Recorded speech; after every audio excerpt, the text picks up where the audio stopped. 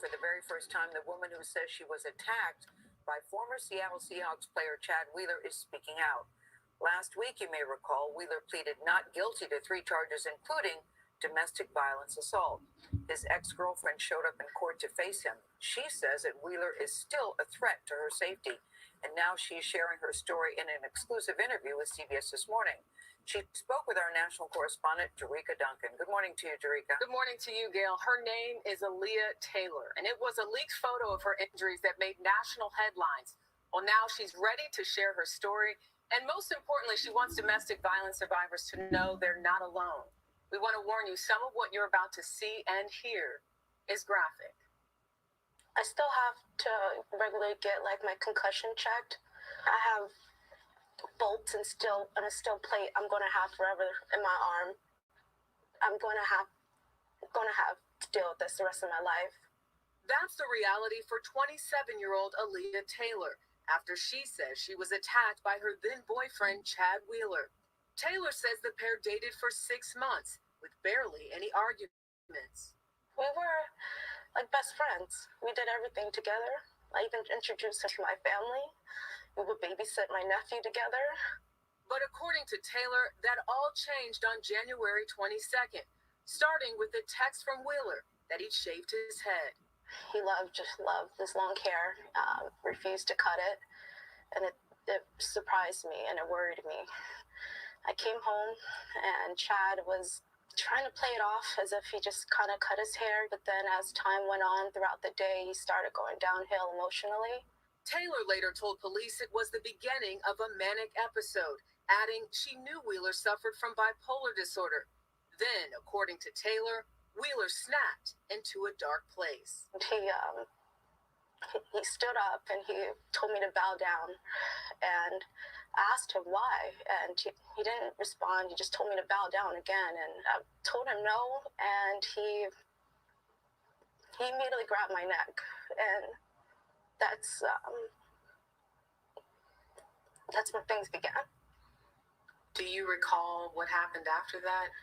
When he grabbed my neck, he threw me on the bed, and I remember looking up at him and asking him, "Please stop, Chad, it's me."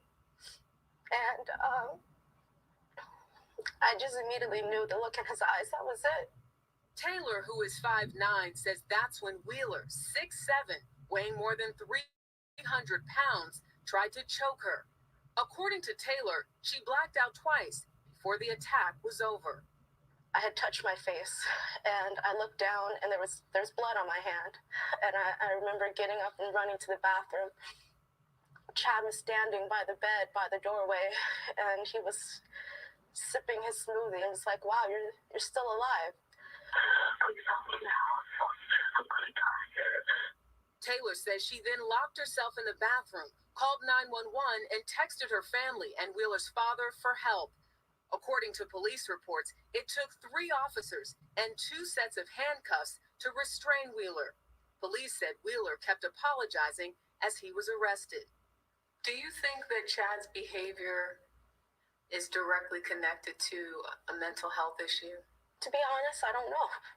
He went and ate dinner after doing this to me, and he didn't take the same approach with the cops as he did with me. The Seahawks dropped Wheeler, saying the team strongly condemns this act of domestic violence. If convicted, Wheeler faces 8 to 12 years in prison. Last week, he pleaded not guilty to 2 domestic violence-related charges and 1 count of resisting arrest. Taylor was in the courtroom. Why was it so important for you to appear in court? I didn't want him to think that he had that power over me, that I wasn't going to defend myself. And I thought, how easy would that be for him and his legal team to be able to say whatever they want without having to look me in the eye. Do you think he should serve prison time for what he did to you? Yes. Yes, I definitely do think that he should. I have to say the hardest part of all this wasn't the surgeries, it wasn't any of that. It was getting a call from my niece and nephews They thought they had lost me. And the pain in their voice, I will never forget that. I will never forget that. And she doesn't want her story to be forgotten either. How grateful are you to be alive? Beyond grateful, I really feel like God has blessed me with another chance. And I want to try to use the time I've been blessed with to help other people and to get this story out and make sure people don't feel alone and that this doesn't happen again. CBS News reached out to the attorneys for Chad Wheeler. They declined to comment on the case. Wheeler's trial is set to begin in Washington State in April. A reminder, if you need help related to domestic violence or mental health, we've posted free resources on our website, cbsnews.com. A lot of strength exhibited by this young lady. Very brave. So important, so powerful that she's speaking up, and especially the pictures, Tarika, are heartbreaking. And you look at the numbers, her height, his height, her weight, his weight. 6'7", 5'9", yeah. The terrifying change in his demeanor. Yes. A shift, 6 months of dating, and then suddenly that. Yeah, Very. she said not even an argument. You could tell she was very conflicted because she cared so much about him. Yeah. But this is one of those difficult stories to tell because it's not just the domestic violence, but also recognizing that there is a mental health component in this. Yes, it's interesting that she had to say to him at one point, Chad, it's me. It's me. Right. Although, as a matter of mental health awareness, being bipolar does not mean you beat up Exactly. your No. family members. Exactly. It's a very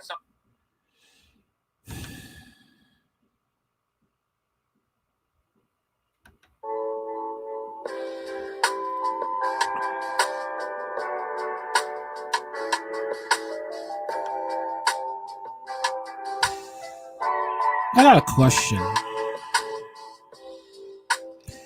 Does this story open up the issue of should people,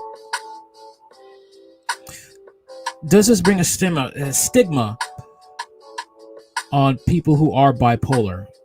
Does that show a red flag? Does that show now that when a person, that if you're bipolar, does that leave a stigma on you due to this Chad Wheeler situation? Especially if you're Chad Wheeler's size. Does that put a stigma on bipolar people now? That's a question I wanted to ask. You know, what do you think about that? Does that put a stigma on people who are bipolar? Because I think that when people who are bipolar who act like this and it's really bad, I think the reason why these episodes happen is because they're not taking their medication.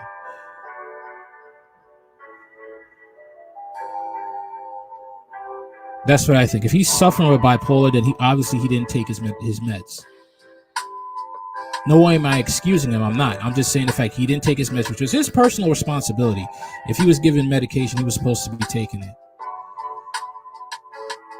But my question is, does the Chad Wheeler situation put a stigma on people who are bipolar?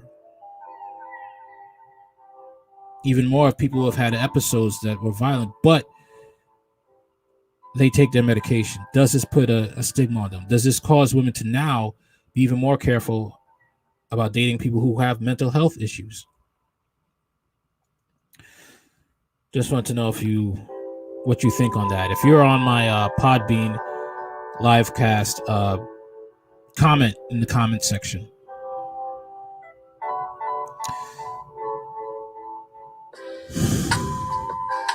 This is just, I mean,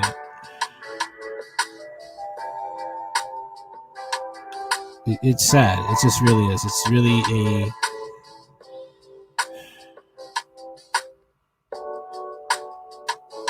it's tough, man, because now this puts a big stigma on people who are bipolar. The ex-girlfriend of former Seattle Seahawks player Chad Wheeler has spoken out about the alleged violent attack that forced her to hide in the bathroom and left her in fear for her life. I had touched my face and I looked down and there was blood on my hand, and I remember getting up and running to the bathroom. Leah Taylor told CBS national correspondent Jerica Duncan in an interview set to air Wednesday. Chad was standing by the doorway, and was sipping a smoothie and was like, "Wow, you're still alive?" He really had a bad episode of bipolar. Wow. Taylor said the football star who played for the Giants from 2017 to 2019 had just strangled her to the point of unconscious and dislocated her shoulder when she refused to bow down to him in the early hours of Saturday, January 23rd. The ex, who told 911 operator she was being killed when she called for help, and told CBS about Wheeler's apparent cold and detached demeanor following the assault. I was able to run to the bathroom. He went back into the living room to continue eating. I had texted his dad too and told him that Chad was trying to kill me. Chad's dad called him while he was eating, and while I was in the bathroom, he answered, and he didn't have any worry at all. Taylor recounted.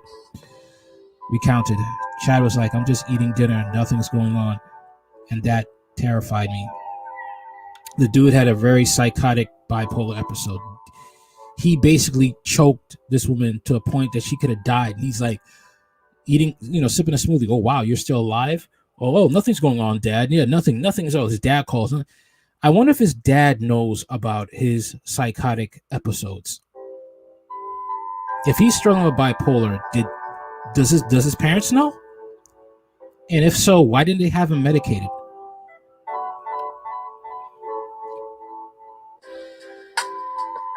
That's what I want to know. Wheeler was arrested by Kent Police Department following the incident and spent 2 nights in jail before getting released on bail the following Monday. The initial police report stated he'd been taking the medication for bipolar disorder, but had recently stopped taking it. I knew it. Wheeler later took to Twitter explaining he was in the throes of a manic episode and to say he was deeply sorry for the pain and suffering he had caused Taylor and her family. You're done. You are done. Look at her eye. Look at her right eye. Okay, she will never be the same again. This woman looks so lost and terrified. She looks like she's been to hell and back. Like she has just died, went to hell, and came back. She looks like a lost soul. It's like she looks lost. Just looking at her face, she just looks lost. She looks like she doesn't have a soul. I hate that. This is what I'm looking at. It's like she's looking at the camera lost. Her right eye is damaged. Look at it. Just look at it. I apologize profusely, he said, adding that he was truly ashamed and planned to step away from football until he can get the help he needs. Wheeler has pleaded not guilty to the charges.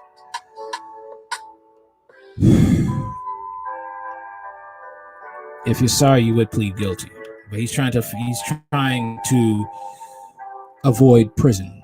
If you're guilty of something like that, in the mind of a guilty person, they would have tried to avoid consequences. That's how guilty people roll. If you're guilty of something, try to avoid consequences. This is sad, okay? But it's his responsibility. He had the responsibility to take his medication. He had a responsibility. He had a duty to take his medication. It is a duty because he is over 6 feet tall. Okay? Look at that dude. That dude is a freaking giant. And he decided to not take his medication, and he ruined his life forever. A lot of these people who are bipolar, they complain that the medication makes them drowsy. I don't care. You have bipolar. That makes you dangerous. I hate to say it like that. I don't know what it's like to be bipolar. I don't.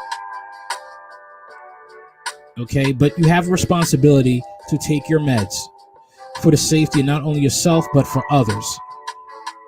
Okay? He could have killed this woman.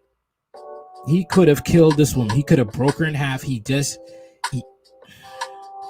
had the ability to kill her. That's what he did. He had the ability to kill her.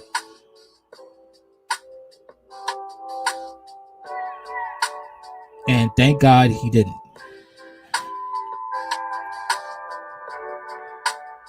All right.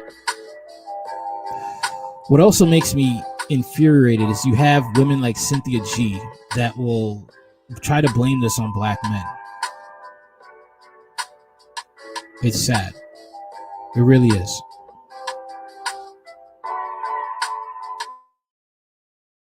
This has nothing to do with black men. This has to do with an individual who chose not to take his medication. And that chemical imbalance took over. And he could have been in jail for life for murder. It's funny how the news didn't really cover this until now. Which is sad compared to Ray Rice, which was plastered all over the news.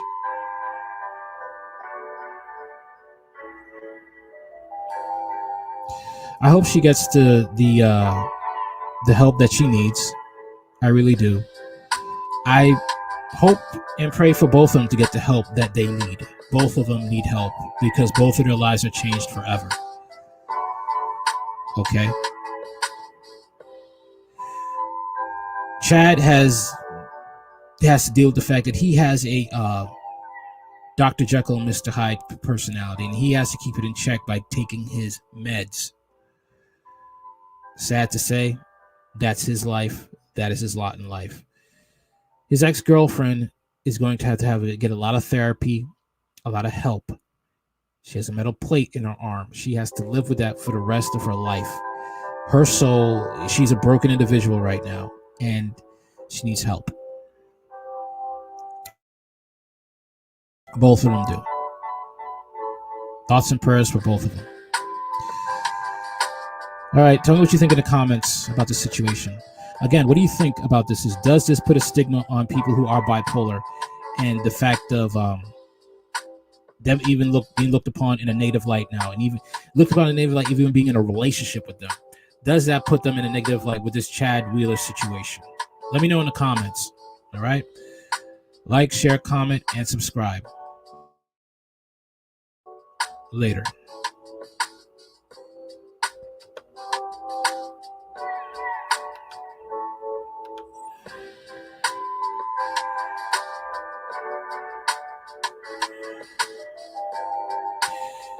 Qadesh Shaya, he's gonna get off and might get his job back. Sad, we never know. We don't know. But who knows? Sad to say, who knows? Race does play a factor, and money. And it's a white person doing crimes like this. And who knows? I mean, you have Brett. I forgot his name.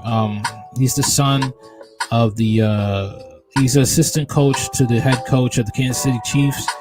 He got a DWI again, and he basically damaged a 5-year-old black girl with his car with a DWI. And who knows? He may get off too because of his connections to the NFL and because of the color of his skin. Plus, he was on Adderall. He might get off, sad to say, but I don't think. I mean, now this is up in the public view.